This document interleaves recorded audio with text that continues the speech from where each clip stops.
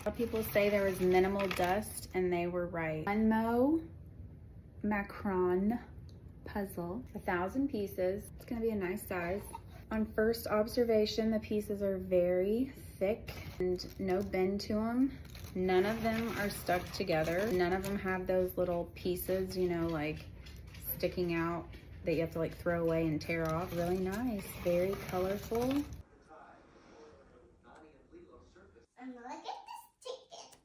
He says, Mama, Mama. We're cleaning the puzzle up, but what I loved about it was you didn't have to guess if a piece went somewhere. It fit right. You know what I'm talking about. None of the pieces like stuck together weird. You never had to guess where a piece went. Like you knew it was gonna fit there. You had no questions. I've done puzzles before where I'm like, this could go here, this could not go here, and that did not happen. You could move a few pieces at a time if you needed to relocate a few pieces. That's always good.